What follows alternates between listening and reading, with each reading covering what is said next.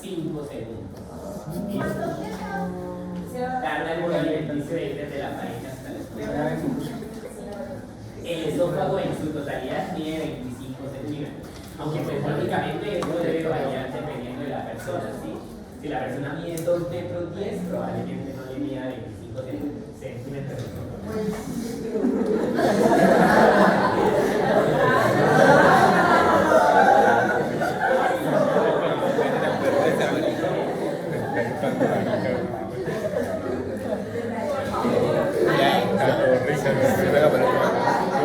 Si vengo para otro bando. Sí, yo quiero patearle la mocha.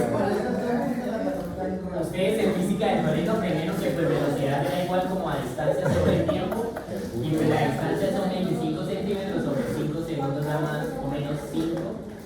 Entonces esta es la velocidad. Créanme.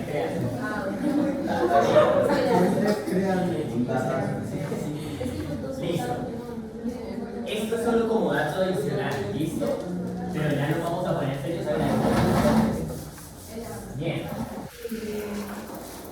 En cuanto a la mucosa, el epitelio del esófago va a corresponder a un epitelio plano estratificado no queratinizado. ¿Listo? Esófago. ¿Qué van a poder encontrar en ese epitelio? Entonces tienen las células normales que denominamos como queratinocitos,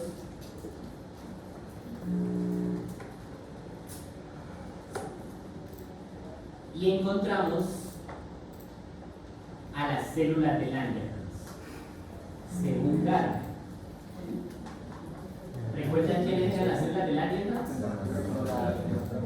Entonces, las células presentadoras de antígenos de la piel. Bien, también las vamos a poder encontrar en el esófago. Eso es lo característico del epitelio. Importante también es saber que la luz del epitelio se va a ver de cierta manera colapsada. Ajá. ¿Listo?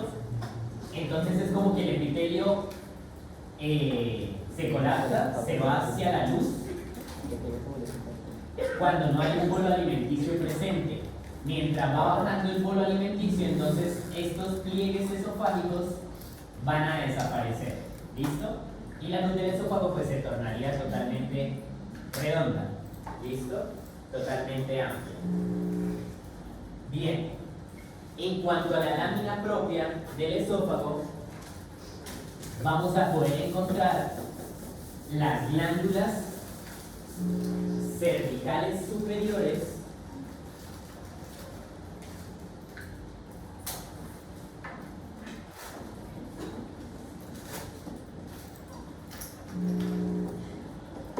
o también las pueden llamar como glándulas cardiales esofágicas o esofágicas cardiales.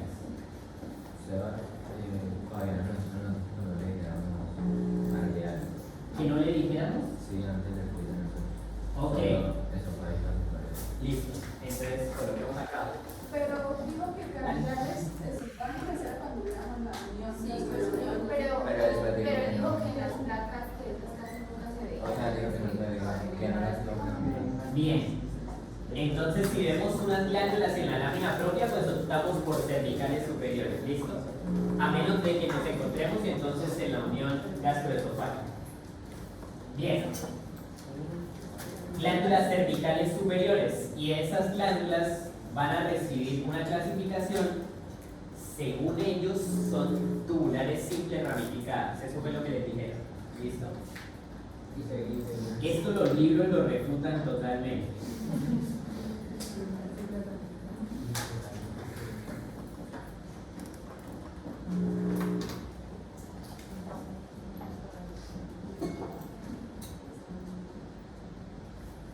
Listo, tubulares simples ramificadas. Y la producción de esas glándulas cervicales superiores pues va a ser una producción mucosa que lo que va a hacer es favorecerme o lubricarme el bolo alimenticio de tal forma que pueda desplazarse más fácilmente pues por las paredes del esófago. ¿Listo? Entonces su función es básicamente función de lubricación del bolo alimenticio y de las paredes del esófago. Glándulas cervicales superiores, si preguntan clasificación, tubulares simples ramificadas. Bien. Eso en cuanto a la lámina propia del esófago. Todo el tejido conectivo alrededor de esas glándulas pues va a ser tejido conectivo largo. Y la muscular de la mucosa solo va a presentar una configuración de fibras y va a ser longitudinal. ¿Listo? Esto es como dato accesorio, pero pues no contribuye en mayor cosa. Longitudinal. Bien. Entonces, ya hablamos de los componentes de la mucosa del esófago. No entendí dónde están las cervicales superiores y las... Ok. Entonces, por ejemplo, acá aquí tienes un corte transversal del esófago, únicamente del esófago, la vas a llamar cervicales superiores. Ahorita vamos a ver la placa de las uniones gastroesofágicas. Si ves unas glándulas en la lámina propia, en esa placa, las llamas cardiales esofágicas o esofágicas cardiales. ¿Bien? A la muscular de la mucosa. Ajá. Voy para allá. Bien. Eso en cuanto a la mucosa. ¿De acuerdo? ¿Claros? Cuando pasamos a la submucosa, en la submucosa seguimos teniendo el tejido conectivo denso y regular y vamos a poder encontrar, además del plexo submucoso, las glándulas esofágicas propiamente dichas.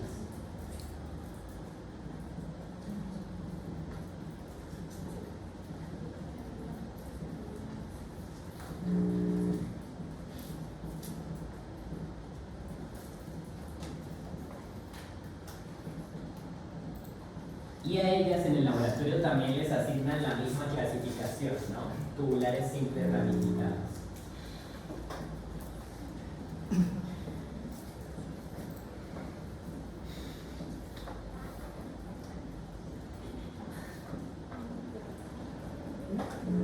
Bien. ¿Cómo van a diferenciar si son esofágicas propiamente dichas o cervicales superiores? Entonces, todo dependiendo de la muscular de la mucosa. ¿Listo?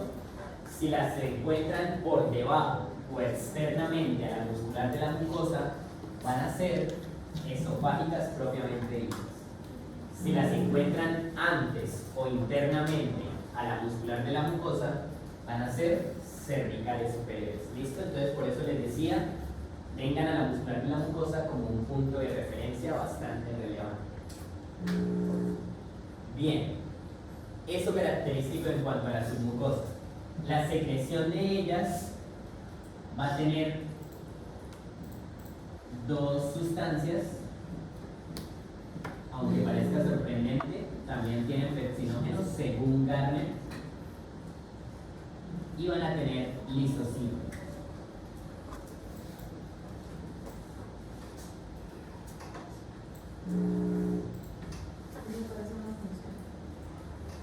Entonces, el pepsinógeno corresponde a un simógeno. ¿Recuerdan que era un simógeno? Una enzima inactiva, ¿listo? Que debe sufrir de un cambio conformacional para poder convertirse pues, en una enzima activa, ¿listo? Tener un sitio de unión. Entonces, el pepsinógeno es un simógeno que estando a un pH lo suficientemente ácido se convierte en pepsina. Y la pepsina es una proteasa. ¿Listo? Proteasa quiere decir que me va a escindir proteínas. Bien. Y la lisocima va a cumplir una función antimicrobiana. ¿De acuerdo? Entonces lo que va a hacer es destruir las paredes celulares, especialmente de las bacterias y de los hongos.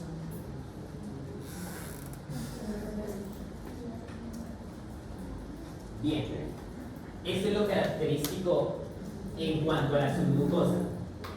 En cuanto a la muscular externa, entonces, tener siempre en cuenta que vamos a dividir al esófago en 3 tercios. ¿Listo? tercio superior, tercio medio y tercio inferior. No confundan estos tercios con las porciones cervicales, torácicas y abdominales, porque no van a corresponder del todo. Entonces, decir tercio superior, medio e inferior es muy distinto a decir porción cervical, porción torácica y porción abdominal. El tercio superior del esófago va a corresponder a músculo estriado esquelético netamente. ¿Listo? Entonces, esto es voluntario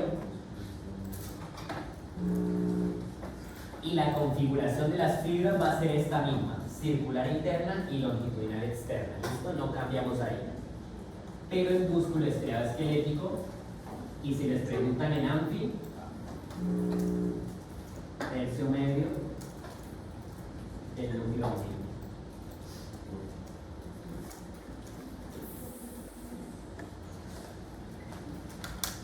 ¿Listo? En cuanto al tercio medio, vamos a tener músculo estriado esquelético y músculo liso en un 50-50.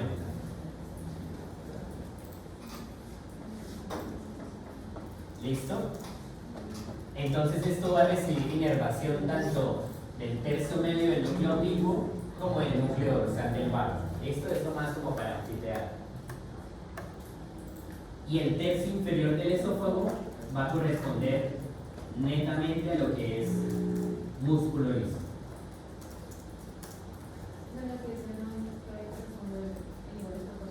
Ajá. Entonces, si les preguntan el tercio medio del esófago, caracterización histológica de su capa muscular, ustedes responden músculo estriado esquelético y músculo liso en configuración circular interna y longitudinal externa en iguales proporciones. ¿Listo? Bien. Y el plexo clientérico pues va a tener su ubicación habitual entre la circular interna y la longitudinal externa. ¿Listo? Y el esófago, por lo menos en estas placas, va a estar tapizado externamente por una adventicia. Ya si lo tenemos en la unión gastroesofágica, pues ya estaría cubierto por una serosa, teóricamente. Bien. Entonces, observamos acá el epitelio. Vean que es un epitelio bastante estratificado con suficientes capas que va a presentar pues papilas. ¿Listo? Estas son papilas. Estas de acá, papilas. ¿De acuerdo? Y lo que encontramos por debajo del epitelio, que es plano estratificado no queratinizado, va a corresponder a la lámina propia. ¿Listo? Todo este tejido de acá corresponde a la lámina propia. Y en esta lámina propia estamos encontrando estas glándulas. Recuerden que las glándulas que clasificamos como tubulares simples son las que se forman por invaginaciones del epitelio. ¿Listo? Esto definitivamente no son glándulas tubulares simples, pero así lo consideramos en el laboratorio. ¿De acuerdo? Para ustedes, ¿esto de qué tiene forma en términos de glándulas? De acinos. ¿Listo? Entonces, esto es una tubuloacinar a todo lugar y teóricamente está soportado como tubuloacinar. Pero vamos a dejarlas como tubulares simples ramificadas. ¿Listo? Entonces, estas que encontramos en la lámina propia son glándulas cervicales superiores en este caso. Clasificación tubulares simples ramificadas. ¿Por qué sé que son cervicales superiores y no esofágicamente propiamente dichas? Por eso. Ajá. Entonces, fíjense la muscular de la mucosa, y la muscular de la mucosa es la que me establece el límite entre mucosa y submucosa. ¿De acuerdo hasta ahí? Bien. Acá tenemos nuevamente lo mismo, el epitelio del esófago. Miren que forma pliegues, se colapsa y tenemos glándulas antes de la muscular de la mucosa, entonces también van a corresponder a cervicales superiores. ¿Listo? Y estas de acá igualmente. ¿Cuál era la función de eso? De las cervicales superiores, produciendo un líquido para la lubricación del bolo alimenticio y de las paredes esofágicas. Bien, esta placa es relativamente compleja porque no estamos viendo en ningún lugar lo que es muscular de la mucosa. Bien, pero si se fijan, miren el contraste entre este tejido que corresponde a la lámina propia y este de acá que corresponde a la submucosa. ¿Listo? Este de acá se ve teñido, rosado pálido, en cambio la submucosa se ve como vacía, se ve como sin contenido. ¿Listo? Entonces estas glándulas van a ser esofágicas propiamente. Y miren los conductos excretores. Bien. Por ejemplo, esa es otra cuestión. En las tubulares simples ramificadas, esas glándulas, pues el conducto va a estar comunicado directamente con la porción secretora. En el caso de los tubulares compuestos, pues va a estar como de cierta manera distanciado, separado. Entonces, también nos da indicios de que son tubulares. Bien. Como para que tengan de cierta manera argumentos. Listo. Eso en cuanto a las glándulas. En cuanto a la muscular de la mucosa también, la lámina propia ya, y nos falta ver la muscular externa. Entonces, fíjense en esta configuración, esta va a corresponder a la capa circular interna, todo esto de acá, circular interna, y esta de acá a la longitudinal externa. Nosotros, por lo menos en Dimorfo, asumíamos que cualquier placa sería músculo liso. Sin embargo, en la cohorte anterior querían querían especificar si era estriado esquelético o músculo liso, dependiendo de lo que ustedes observaron. ¿Listo? Entonces hay que aclarar eso. Y si pueden llegar a un acuerdo con Fabián y con Blanco de que dejen todo músculo liso, sería perfecto. Porque es bastante complicado diferenciar el tejido de la capa muscular. Bien.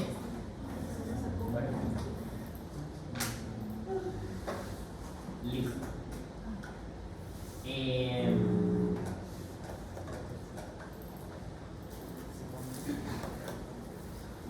Acá, estas glándulas, ¿qué creerían que es?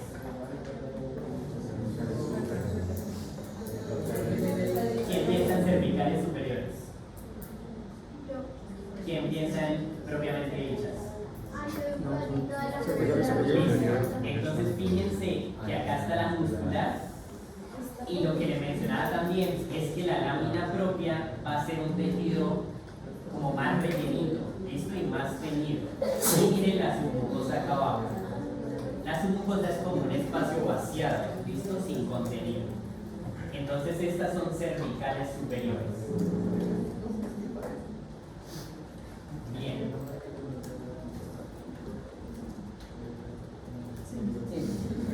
¿Estas qué dirían que es? ¿Qué son? Esofágicas propiamente hechas. Estas propiamente hechas también.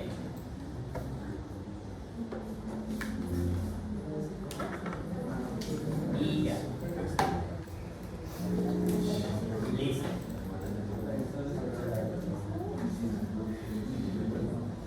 Bien. ¿Alguna pregunta en cuanto a lo que es esófago? ¿No? De acuerdo. En estas placas, las dos siguientes diapositivas, esta y la siguiente diapositiva, van a mostrar la placa se llama literalmente unión gastroesofágica. ¿Listo? Entonces, si les preguntan en el campo se observa, responden unión gastroesofágica. Si les colocan el indicador en la transición de los epitelios y les preguntan indicador señalado, estructura señalada, responden como línea cero. ¿Eso queda claro? Bien. Entonces, fíjense en la transición del epitelio plano estratificado no queratinizado del esófago al epitelio cilíndrico simple mucosecretor del estómago. Bien. Y estas son las dos placas que están más feitas de cierta manera, pero miren la transición. Derecha esófago, izquierda estómago. Y acá izquierda esófago, derecha estómago. ¿Estamos claros? Bien.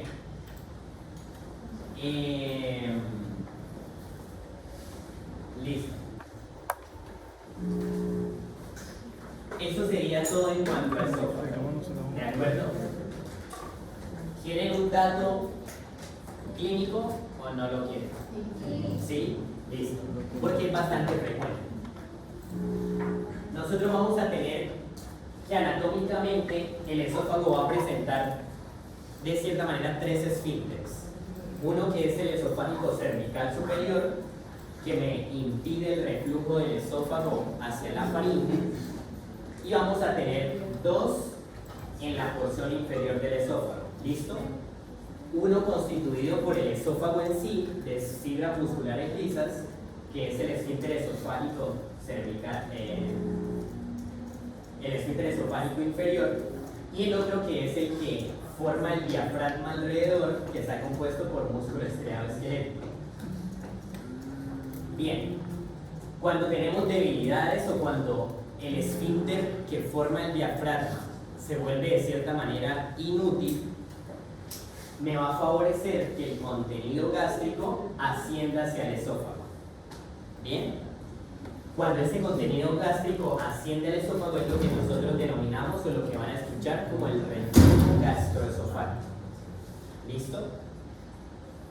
Y posteriormente esto deja una sensación amarga, que es lo que las personas van a expresar generalmente como las agrieras. ¿Listo? Entonces lo que las personas dicen como agrieras es sencillamente el resultado de ese reflujo gastroesofágico.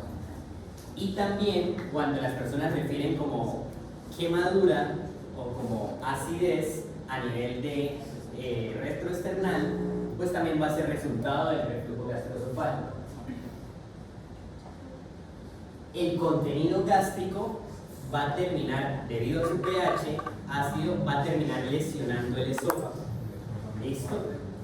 Y eso es lo que me va a dar posteriormente una metaplasia intestinal. Entonces recuerden que el epitelio siempre se adapta a las condiciones adversas o a la función que requiera. Cuando está recibiendo ácido, el epitelio del esófago lo que hace es convertirse en epitelio intestinal.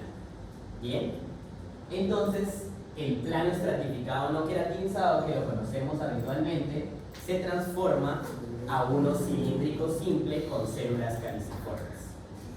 Y eso es lo que denominamos como metaplasia intestinal. Cuando esa metaplasia intestinal es lo suficientemente extensa, entonces denominamos como esófago de Barrett. Y el esófago de Barrett es la lesión preneoplásica del adenocarcinoma de esófago. ¿Listo? Entonces, para que tengan en cuenta, y si alguno de sus familiares presenta reflujo gastroesofágico constantemente, pues préstenle de cierta manera atención, porque puede constituir un factor de riesgo para adenocarcinoma de esófago que es bastante mortal. ¿Listo? Bien, eso lo van a ver en patología con mucho mayor detalle. Factores que contribuyen a ese reflujo, pues sencillamente, por ejemplo, el embarazo puede contribuir al disminuir de la función del esfínter del diafragma. También me van a favorecer las bebidas o los alimentos ácidos, los picantes. Se ha demostrado que las bebidas negras también contribuyen a la inhibición del esfínter. Y también las bebidas con alto contenido de cafeína. Bien, listo.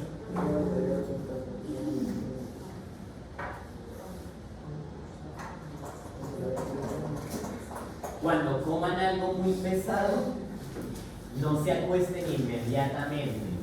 ¿De acuerdo? Ese comportamiento, ese pensamiento cultural de que no me acuesto tan pronto como porque me engordo, no. O sea, no es la explicación relevante. Ajá. La explicación es que cuando nos acostamos, Pues por efecto de gravedad favorecemos que el contenido gástrico ascienda hacia el esófago y pues nos pueda provocar reflujo.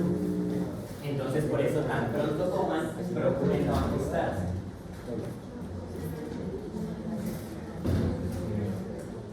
Bien, ahora vamos a seguir con el estómago.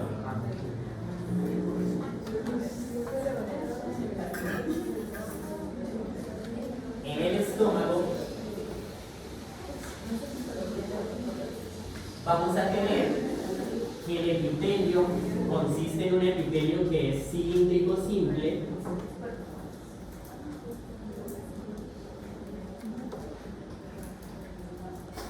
mucosecretor. Si en histología no se lo exigen, que generalmente no lo hacen, pues no lo colocan.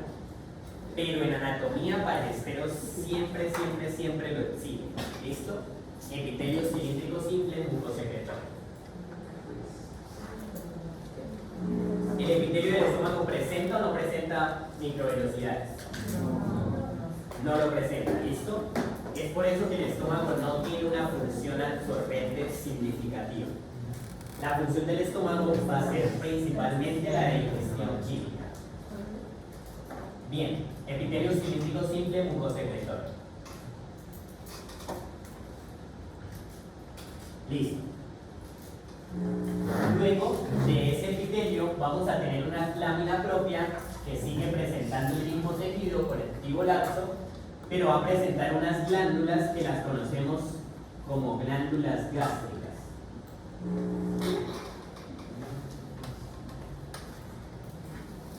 Y esas glándulas gástricas las clasifican en el laboratorio como tubulares simples.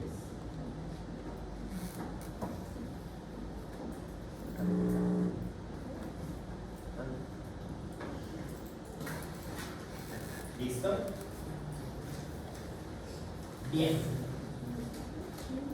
Y acá va una explicación. Anatómicamente nosotros dividimos el estómago en 4 porciones: cardias, fondo, cuerpo y píloro. ¿Listo? Histológicamente nosotros vamos a dividir al estómago en 3 porciones únicamente: el cardias, el fondo y el píloro. ¿Bien? Dependiendo en cuál porción nos encontremos, vamos a denominar a las glándulas con un nombre distinto. ¿Bien? Si nos encontramos en el cardias, la llamamos glándulas cardiales. Si nos encontramos en el fondo, glándulas fúngicas. Y si nos encontramos en el píloro, glándulas pilóricas. ¿Bien? Pero en términos generales, esas glándulas gástricas van a presentar 6 tipos celulares. ¿Bien? Entonces, ustedes pueden tener a las células de revestimiento superficial,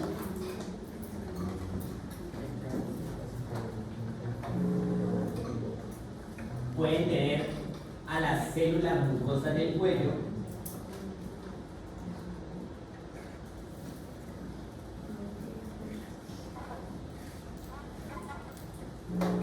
pueden tener a las células regeneradoras,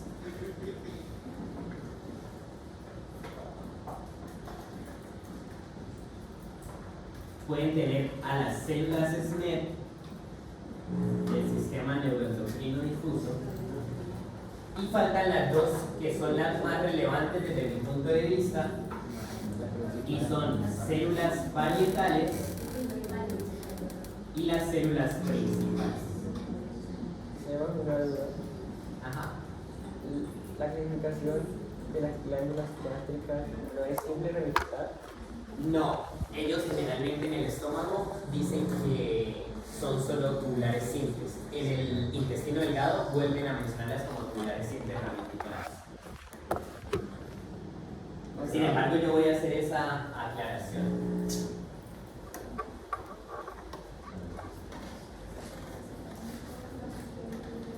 ¿Listo?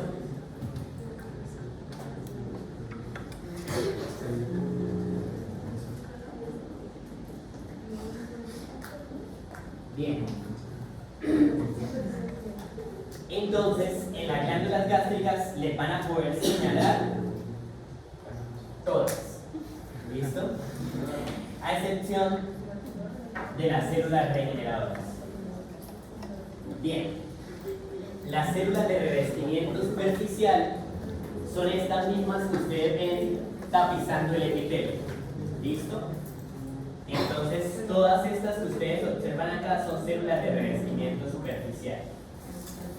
Si les llegan a preguntar el indicador señala exactamente, pues responden así: célula de revestimiento superficial. Y ellas van a producir el moco visible.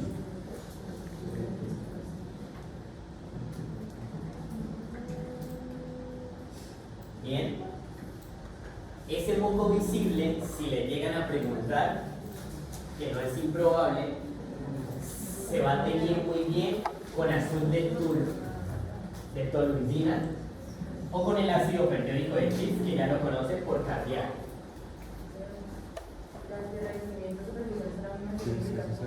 Sí, son las mismas clínicas. los nombres de las Células cilíndricas simples. de las coloraciones. Sí, tienes que llamarla como célula de revestimiento superficial. Ajá. Cualquier célula es. Es la misma que la pero para las cosas Para la glándula mucosas son distintas, porque la de las glándulas son células mucosas, o sea, como tal las que están profundas, células mucosas del cuello. Ah, no, me refiero a glándulas mucosas de boca, mucho más no, que hay una pequeña distinción con las otras glándulas mucosas. Ah, ok. Sí, supongo que sí. O sea, supongo que se tienen con la misma distinción.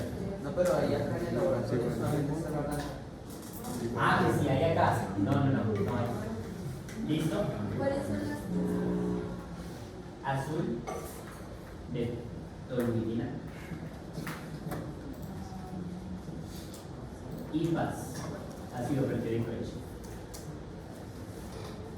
Bien, ese moco visible va a tener una alta concentración de bicarbonato. Bien.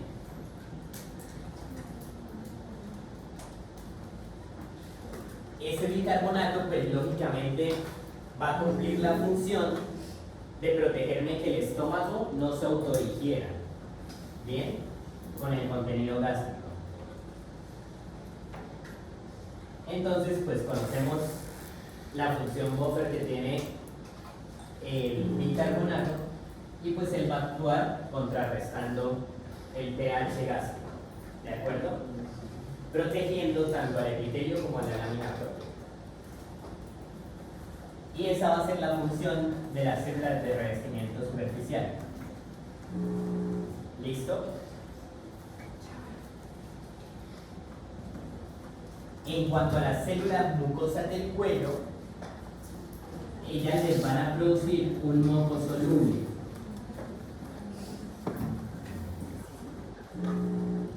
Este moco ya no tiene la función de contrarrestar el pH gástrico, sino que este moco soluble me va a cumplir la función de lubricación. ¿Listo?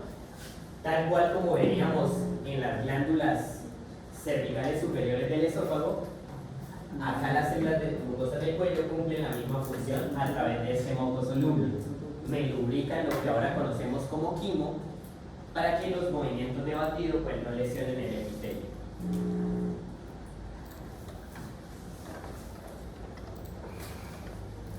Bien, las células regeneradoras, sencillo, o sea, son solo células madre, que generalmente las llamamos como células basales en otros órganos, pero acá la vamos a llamar como células regeneradoras. Y van a cumplir la función, pues, de renovarme el epitelio aproximadamente de 5 a 7 días. Listo, es el periodo en el que se renueva el epitelio gástrico.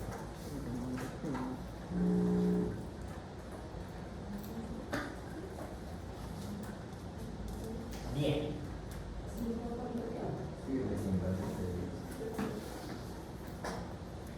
Listo. En cuanto a las células SNEL, ahí sí les recomiendo que vayan al capítulo y vean la tablita que trae Gaby. porque son más de 13 células SNP. ¿Listo? Cada una recibe una letrita y cada una de esas va a secretar un tipo de hormona distinto. ¿Listo?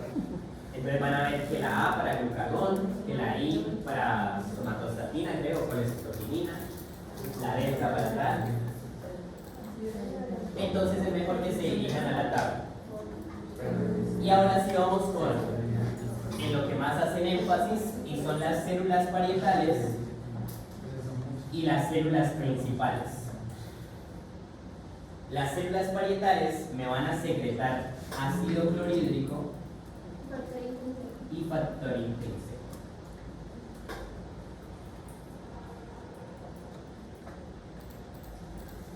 El ácido clorhídrico va a ser estimulado por la acetilcolina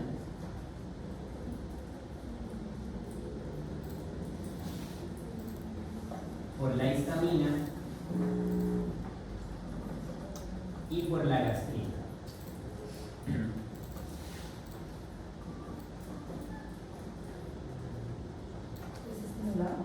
Sí, su producción es estimulada por acetilcolina, histamina y gastrina.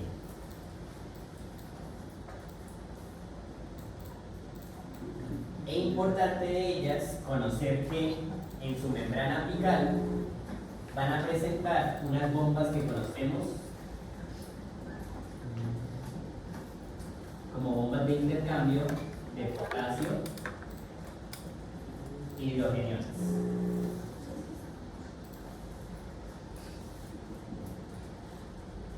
Esa bomba la conocemos más comúnmente como la bomba de protones. ¿Listo?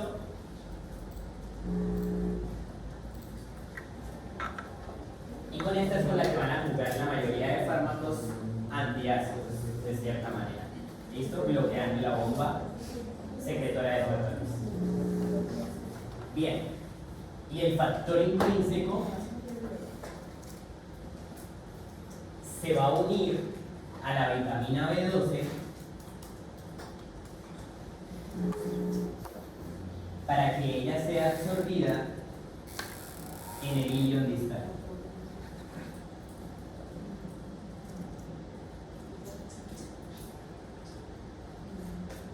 ¿Listo? Sin factor intrínseco, nosotros no podríamos absorber la vitamina B12. ¿Recuerdan para qué es relevante la vitamina B12? Formación de... Pero en términos generales, antes de los glóbulos rojos, para la síntesis de ácidos nucleicos. ¿Listo? Si yo tengo una síntesis de ácidos nucleicos deficientes, entonces yo voy a tener que mis eritrocitos se van a desarrollar de manera inmadura. ¿Listo? Y si recordamos, los eritrocitos empiezan grandes, se van a ir disminuyendo un poquito de tamaño. A la B9, no recuerdo con quién es que actúa en compañía. ¿Listo? Pero entonces me contribuye a síntesis de ácidos nucleicos, y si no la tengo, pues me va a provocar inmaduración de los eritrocitos. Y la deficiencia de vitamina B12 por esa inmaduración la conocemos como anemia megaloblástica. Pero no considero pequeños, porque Gigantes.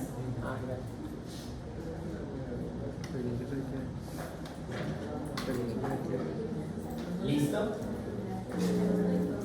Anemia megaloblástica.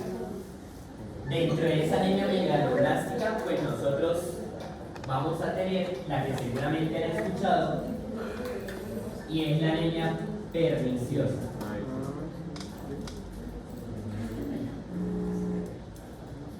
Pero nosotros clasificamos la anemia como perniciosa cuando el mecanismo de deficiencia de base de la vitamina B12 se debe a una enfermedad autoinmune. ¿Listo? A una gastritis crónica autoinmune. De lo contrario, la dejamos sencillamente como anemia megaloblástica.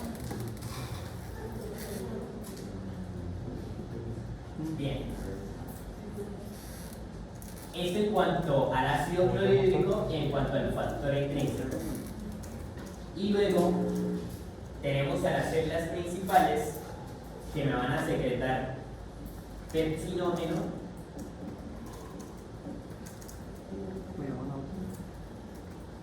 renina y lipasa gástrica.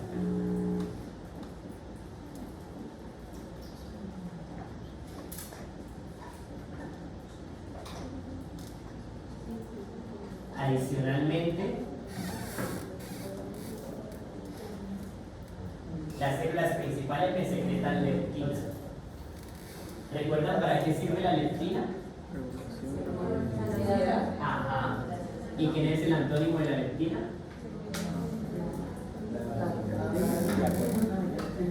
La grelina. ¿Listo? Entonces la leptina me va a generar una sensación de saciedad y me disminuye el apetito. La grelina me da una sensación de hambre, aumentándome el apetito. En cuanto al pepsinógeno, ya mencionamos la función. El pepsinógeno, o sea, el objetivo principal del ácido clorhídrico fisiológicamente es generar un medio ácido para que el pepsinógeno pueda convertirse en pepsina. ¿Listo? Si el pH gástrico no es lo suficientemente ácido, el pepsinógeno no puede hacer su conversión, no puede activarse. ¿Listo?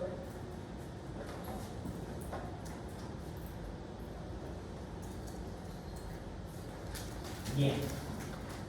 Luego usan funciones de renina y lipasa gástrica. La lipasa es bastante débil y la renina pues es coagulación de la leche básicamente.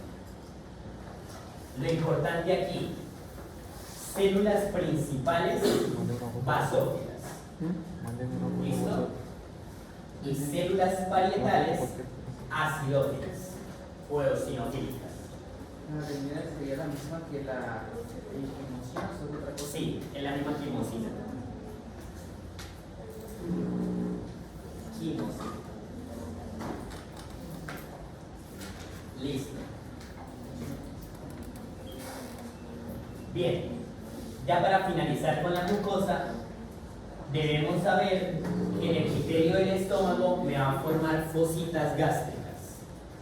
Bien, entonces estas invaginaciones del epitelio corresponden a fositas gástricas y teóricamente van a ir aumentando su profundidad desde el cardias hasta el píloro. Entonces en el cardias van a ser menos profundas, en el fondo más o menos profundas y en el píloro bastante profundas. Esto es teórico. Esto de las placas generalmente no se cumplen, entonces no se atengan a ese criterio para clasificar las glándulas. Bien. Y vamos a terminar pues viendo lo que es mucosa del estómago, ¿de acuerdo? Para no irnos sin mirar las placas de estómago. Entonces, epitelio cilíndrico simple, mucosecretor, acá superiormente. Cada celulita corresponde a una célula de revestimiento superficial. Si les preguntan función de esa celulita, entonces producción del moco visible. Para la protección de... Por el moco, no, el moco no lo pregunta. O si quisieran preguntarte el moco, te lo pondrían en el espacio en blanco. Si te quieren preguntar la célula, generalmente te lo hacen en el núcleo. Bien, todo este tejido inferior al epitelio corresponde a la lámina propia.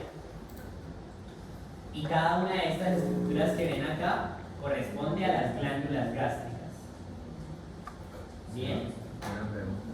En el video que se presentan de las glándulas, ahí también hay, digamos, hay una triangular como todo eso. No lo han hecho, pero lo pueden hacer. Preguntar célula plasmática o mastocito o eosinófilo. Ajá. Pero no. Pero no porque también lo podían hacer de llamadas fuertes y ya pregunté a Javier y dijo que pues ya era. Sí, no lo han hecho hasta el momento. Entonces, pues sí tengan en cuenta, pero no. Lo único sería el más favorito. Ah, sí, la célula de Cooper, sí. Bien.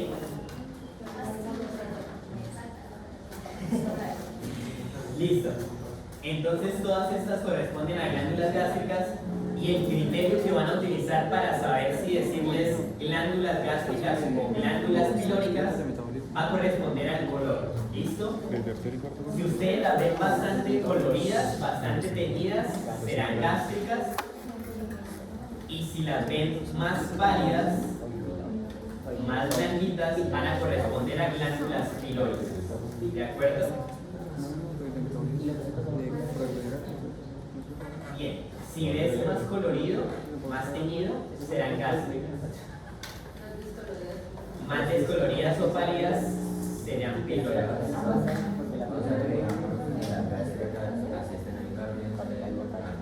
No, serían gástricas. Ajá, sí, todavía lo permite. Sí. Bien. Ya cuando hacemos un acercamiento a esas glándulas gástricas, vamos a poder diferenciar estos tipos de células. Entonces les dije, principales basófilas, parietales eosinofílicas. Entonces todas estas corresponden a células principales. Acá abajo también hay células principales, estas dos. Acá.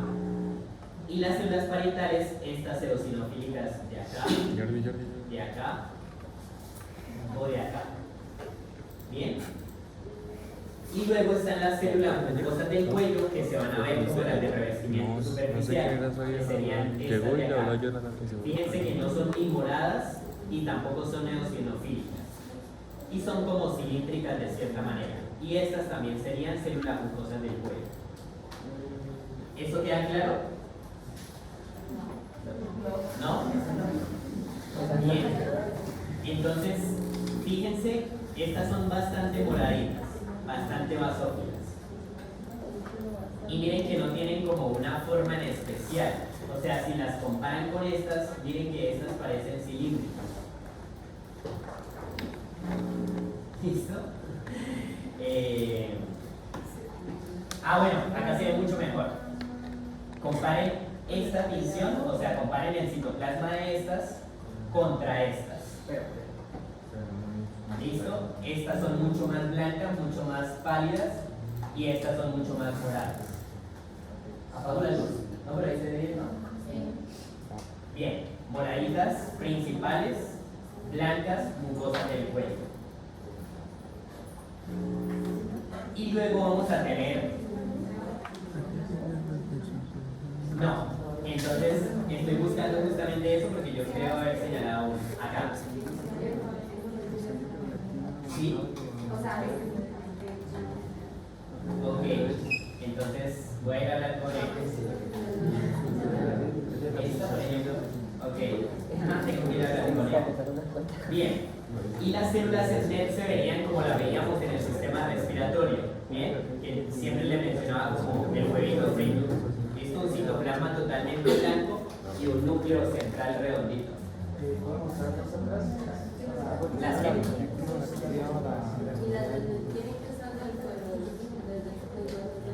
sí. No, entre las glándulas. Las del cuello, acá. Estas de aquí. Dime. Entre estas y las de estas son más grandes, o sea, son más altas, son más cilíndricas, las SNET son más redondeadas.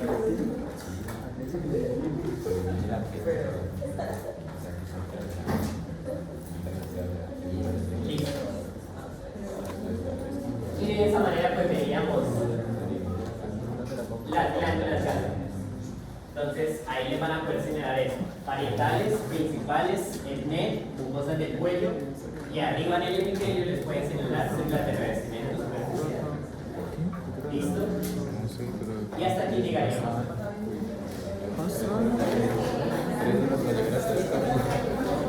Ya.